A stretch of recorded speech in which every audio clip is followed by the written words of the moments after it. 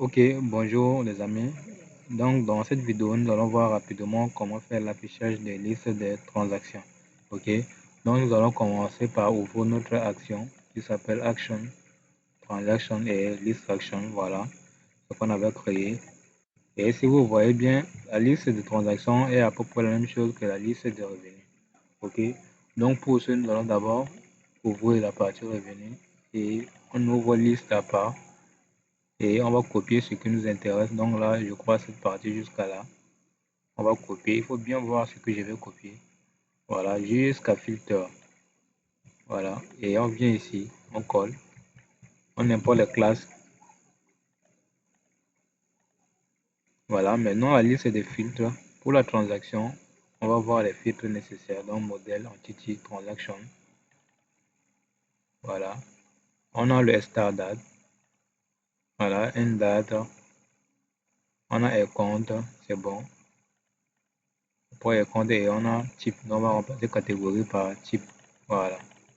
Donc, c'est à peu près la même chose que le revenu. OK. Maintenant, pour l'utilisateur, on va le récupérer d'abord et on va mettre ajouter ça parce qu'on peut afficher qu'une transaction, la liste de transactions que pour l'utilisateur connecté. Donc, d'abord, on récupère l'ID de la personne grâce à notre authentification, c'est-à-dire à l'instance, et on ajoute ça dans le filtre. OK. Et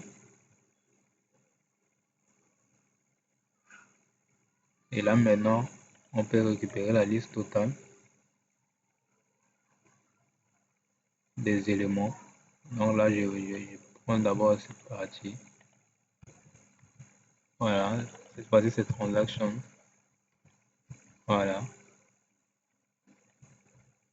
Et on configure la pagination. Voilà, il n'y a rien à afficher, à importer. Maintenant, result est égal à this transaction. Repository. OK. With. Voilà, on a seulement account. Limite. Voilà. On a filter. Voilà. Notre variable filter est déjà préparé. OK. Order entry par date. C'est-à-dire que la dernière transaction vient en premier. Donc là, on a mis date. Et desk. Voilà. C'est-à-dire que par ordre de déclaration. Et all. Voilà. OK. Et maintenant, comme on a besoin de filtrer par compte, on va d'abord récupérer la liste des comptes. Voilà. Ça, c'est facile. Et c'est tout. Donc, on va retourner maintenant l'instance de notre réponse. Donc, je importe ça. Bon, la date là, on va besoin. Donc, je vais mettre transaction list et on a la liste des choses. Transaction, on a transaction type avec la liste des types. C'est égal à quoi? On récupère ça depuis notre classe utilitaire statut. Voilà, transaction liste type.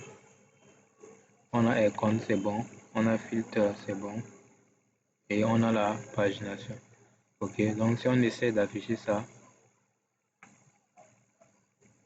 voilà, aucune erreur parce qu'on n'a pas, comment dirais-je, c'est vide, je voulais dire. Non, parce qu'on n'a pas encore fait la partie view, c'est-à-dire que le template. Donc maintenant, on va ouvrir le template, storage, ressources, template, et on va dans transaction list. Et le template, c'est la même chose, on va copier pour le cas de revenu. Donc là, et on colle. Et on remplace la liste des non, je dis revenus, des transactions. OK.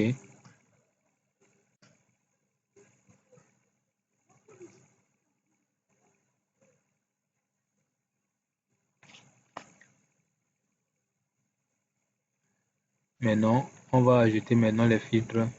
Donc, on a Icon, c'est déjà bon. OK. Et on a le type. Donc, on va copier ça. C'est-à-dire le type de la transaction. Et je vais nommer ça type. Voilà, type, type. Ou encore, voilà le nom de filtre. Voilà, type. Voilà, for s égale à. Le nom de la variable ici, c'est transaction type. Voilà, cette fois-ci, c'est un champ indexé, donc est égal à 0. Alors là, c'est égal à 1. OK. Et la date, ça reste le même. Voilà. Et maintenant, ici, on va mettre une condition pour le transfert parce qu'il y a une permission d'abord.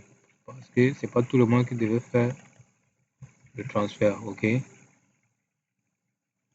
Donc là, on va mettre $. Je mets d'abord ça. Et je mets transfert intercompte. Et je vais faire comment? Je vais mettre une permission, la permission que nous avons créée avant là. Voilà. Parce que c'est pas tout le monde qui va faire le transfert, donc je vais mettre ça dans une permission. C'est-à-dire que je vérifie si la personne a la permission avant d'afficher ça.